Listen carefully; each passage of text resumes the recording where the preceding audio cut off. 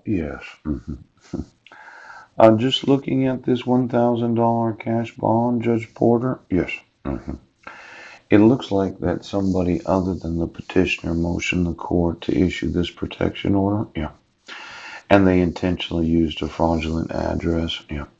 And then the sheriff's department fraudulently attempted service knowing I wasn't at that address.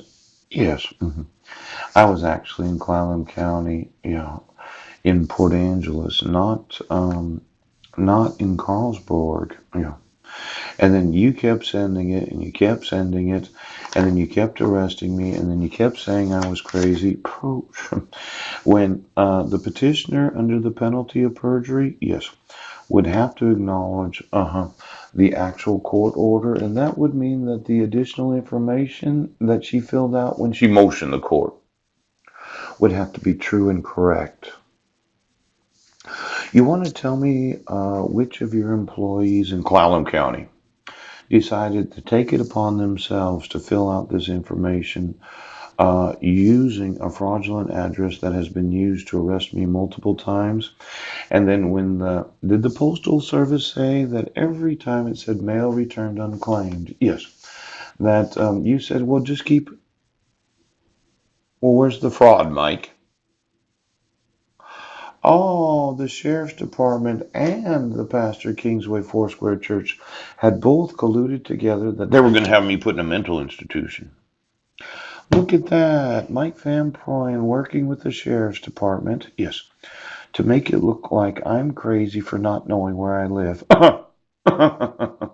And then every time I said the petitioner didn't sign it, it's not that she just has to acknowledge the court order. Yes.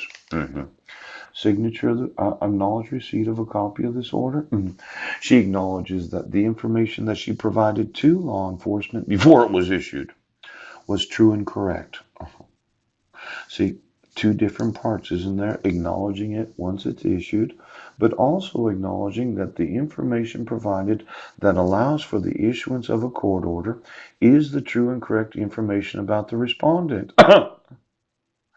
Now, listen, Sheriff. Every deputy of not just your sheriff's department, I told you about this. I emailed every sheriff's department in every county of Washington state. Why don't you just give me the assets of every sheriff in every county of Washington state? Now, I emailed sheriffs in each of the states of the United States. Do the constables remember that?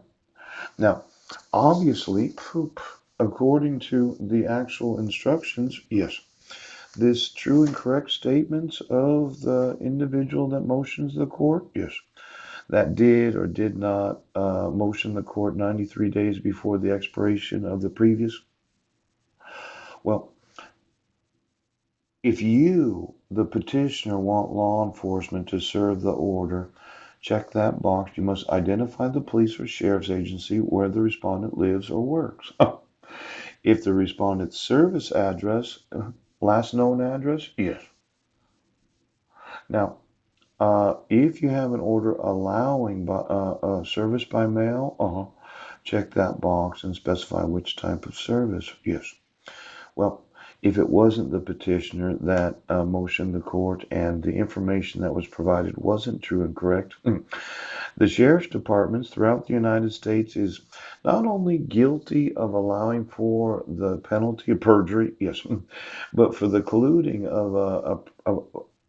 of religion, religion, yes, and law enforcement or government. You know, the separation between church and state, yes.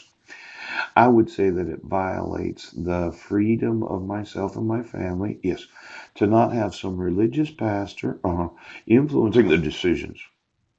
Now we're talking Constitution again. Did Mike Van Proyen get pissed off that I said I loved his wife? That I texted her phone number? Did Mike and Marilyn both talk about that if I ever contact him again, and I think it was 2013. Oh, look at Sheriff. There is no separation of state between religion and government. Are you all in the same family? There wouldn't be a cult of both federal, state, and local government officials that have been fucking all the pastors so the church